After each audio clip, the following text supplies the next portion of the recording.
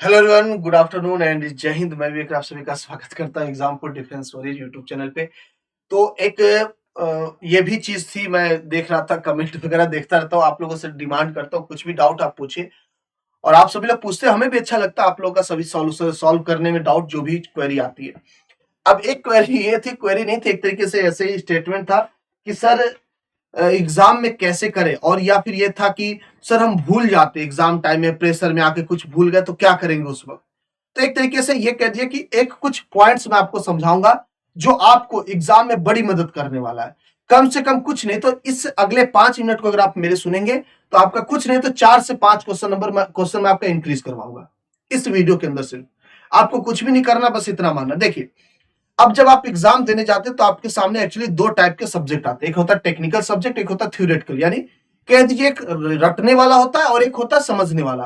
तो अगर मैं रटने वाले की बात करूंगा, जैसे एक्स ग्रुप की बात करूंगा तो इंग्लिश हो गया आपका, फिजिक्स की बात कर लूंगा, मैथ की बात कर लूंगा, ये आपका हो गया कॉन्सेप्ट बेस्ड कैलकुलेटिव।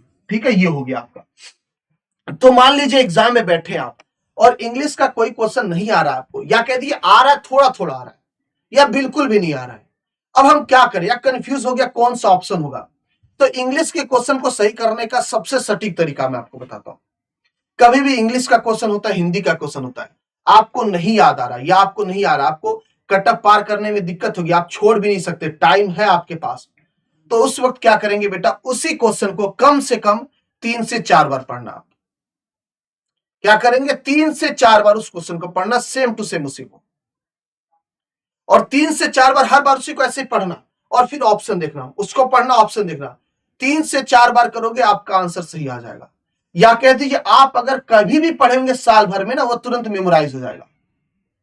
जब आप सेम टू सेम पढ़ेंगे ना, तब आपको याद आने लगता है, वो लाइन जो होती है वो मैच करने लगती है। जैसे हमारा दिमाग क्या होता है ना, कोई चीज बार बार देखता है। जैसे कभी देखेंगे आप रोड क्रॉस करिए ना, ज्यादातर होता है सबके साथ, आप रोड क्रॉस करिए, आपको अचानक से महसूस होगा, यार ये गाड़ी तो पहले जा चुकी है, ये ठेला तो मैं पहले देख चुका हूं, ये ऐसा लग रहा कि ये मेमोरी तो पहले मेरे साथ हो चुकी है, ये तो मैंने पहले देख चुका हूं, मैं भविष्य देख रहा हूं क्या। समझ रहे, ऐसा होता नहीं, कभी कभी ऐसा लगता है ये तो पहले हो चुका था हमारे साथ। तो ये एक तरीके का इंस्टेंट मेमोराइज का होता है, मेमोरी होती है हमारी ना, अचानक से उस चीज को भूलती है और तुरंत याद करती है। तो उसी के बीच हमें लगता है हमको भविष्य पता चल गया ना। अब देखिए वही सेम चीज यहां पे भी आपको काम आएगा कि आप क्या करेंगे, 3 से 4 बार जब इंग्लिश के क्वेश्चन को पढ़ेंगे ना, तो अपने आप आपको ना, जो साल भर में आप पढ़े होंगे कहीं वो स्टेटमेंट, उससे रिलेटेड डाउट, या कभी क्लास में बात हुई, कोई टीचर बोला होगा, तो आपके दिमाग में वो तुरंत हिट करेगा और आप सही लगा सकते हैं। तो याद रखना, इंग्लिश का क्वेश्चन न लगे बेटा, दिक्कत हो तो उसको 3 से 4 बार क्वेश्चन को पढ़िए और लगातार पढ़िए, कोई और क्वेश्चन मत पढ़ना उस वक्त, वही पढ़ना, सिर्फ ऑप्शन पढ़िए, क्वेश्चन पढ़िए।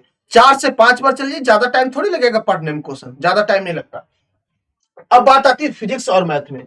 देखिए फिजिक्स और मैथ का मैं आपको कॉन्सेप्ट बताता हूं। मैथ की, मैथ में जैसे कोई क्वेश्चन नहीं लग रहा, आपको डाउट लग रहा है, या आपको नहीं याद आ रहा है, या समझ में नहीं आ रहा है, तो आप उस क्वेश्चन को छोड़ के आगे बढ़िए। क्या करेंगे, उस क्वेश्चन को छोड़ के आगे बढ़ेंगे, सबसे पहला चीज। दूसरा चीज, हर फिर उसके बाद 2 क्वेश्चन के बाद वापस आइए उस पर, उसको छोड़ के मत भाग जाइए कि नहीं अब नहीं होगा। अगर ऐसा क्वेश्चन बहुत टफ है या लेंदी लग रहा है तब तो छोड़ दीजिए। लेकिन अगर आपको लगता है कि यार ये तो वन लाइनर क्वेश्चन है, ये मुझे क्यों नहीं आ रहा है, कोई स्टेटमेंट वाला आ गया कि सिमेट्रिक मैट्रिक्स, इसकी सिमेट्रिक मैट्रिक्स क्या होता है, आइडेंटिटी का इनवर्स क्या होता है, मतलब ऐसे स्टेटमेंट वाले नहीं होते, डोमेन क्या होता है, रेंज क्या होता है, स्टेटमेंट वाले, न्यूमेरिकल टाइप का नहीं, तो आपको स्टेटमेंट करके भूल जाते आप, तो क्या करेंगे, आगे जाइए, फिर 2 क्वेश्चन बाद वापस आ जाइए। और मान लीजिए कोई फॉर्मूला बुक भूल रहे, यही काम करिए, 3 4 क्वेश्चन आगे जाएंगे फिर वापस आएंगे। क्योंकि मैथ में क्या होता है, जैसे आप एक क्वेश्चन लगाए नहीं आया आपको ना, आगे 3 4 क्वेश्चन जाएंगे तो उससे रिलेटेड कुछ ना कुछ मैथ में जुड़ा ही रहता है। ऐसा नहीं कि मैथ में सभी चैप्टर अलग अलग होते हैं, हाँ होते हैं, लेकिन इतना भी अलग नहीं होते कि बिल्कुल रिलेशन ही नहीं है कोई, थोड़ा बहुत रिलेशन सबके साथ चलता है, कैलकुलेशन का ही क्यों ना हो।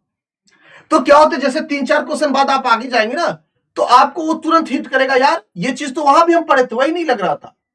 तो मैथ का तरीका यह रहेगा कि आप 2 3 क्वेश्चन छोड़ के आगे जाइए, फिर वापस आइए उस पर, आपका लग जाएगा क्वेश्चन। ठीक है, और ये सारी चीजें कहीं किताब से पढ़ के, किसी का वीडियो देख के नहीं, मैं अपना खुद का एक्सपीरियंस बता रहा हूं बेटा, मैं अपना खुद का एक्सपीरियंस बता रहा हूं। मैं खुद एग्जाम देने जाता हूं, मेरी इंग्लिश इतनी कमजोर है, लेकिन इंग्लिश में स्कोर हमेशा मेरा सही रहता है, कभी इंग्लिश में आज तक फेल नहीं हुआ किसी एग्जाम में, मतलब ऑब्जेक्टिव एग्जाम देता हूं, कट ऑफ पार ही रहता है मेरा इंग्लिश का, और कुछ नहीं आता मुझे इंग्लिश में, क्योंकि ये सब थोड़ी सी स्ट्रेटेजी थे। जब आप खूब एग्जाम देते ना आपको समझ में आने लगता है।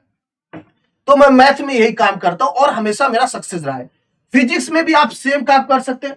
अब फिजिक्स में थ्योरेटिकल भी होता है, न्यूमेरिकल भी। थ्योरेटिकल अच्छा खासा पर्सन था, न्यूमेरिकल फिर भी कम होता। ओवरऑल बात करेंगे तो 10 क्वेश्चन न्यूमेरिकल हो जाएगा तो 15 थ्योरेटिकल, इस तरीके से रेशियो चलता है। तो इसमें जब आपका थ्योरेटिकल रहता है तो आप कोशिश किया करिए कि वही 2 बार पढ़े या एक क्वेश्चन छोड़ के वापस आइए, ठीक है। मतलब कि मैथ में क्या रहेगा, 3-4 क्वेश्चन छोड़ के वापस आइए। फिजिक्स में एक क्वेश्चन किए फिर वापस आ जाइए, क्योंकि फिजिक्स में तो अच्छा खासा रिलेशन होता है चैप्टर का, अच्छा खासा होता है स्टेटमेंट्स का।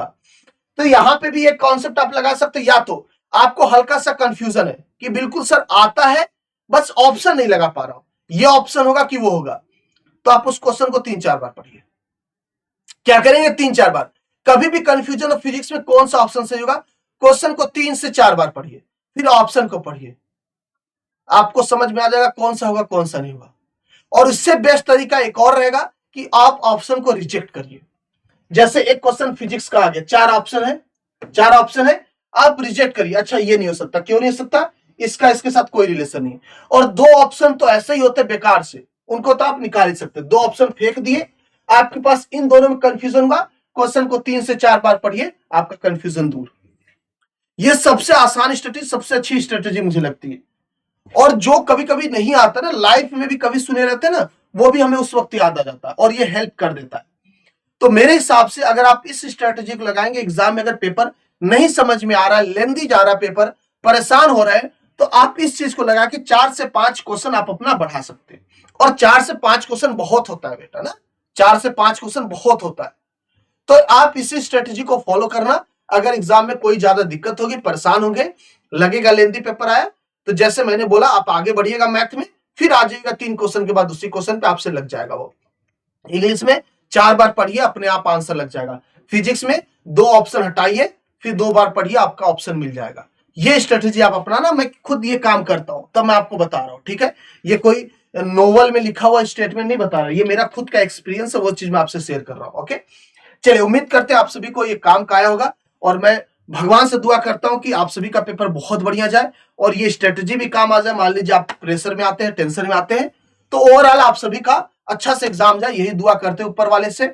और जोश के साथ, जुनून के साथ जाइएगा एग्जाम सेंटर पे, बहुत पहले पहुंच जाना। ये नहीं कि हीरो बन के जा रहा है, बहुत मारूंगा ना, एग्जाम सेंटर पे पहले पहुंच जाना है, और क्या पता हम भी आ जाए आपके पास। चलिए मिलते हैं। आप सभी लोग अपना ख्याल रखेंगे, अपने घर वालों का ख्याल रखेंगे, हंसते रहेंगे, मुस्कुराते रहेंगे। अच्छा ये सेम चीज आप रागा और उसमें भी करेंगे ना, रागा भी याद करने वाला जीके जीएस का।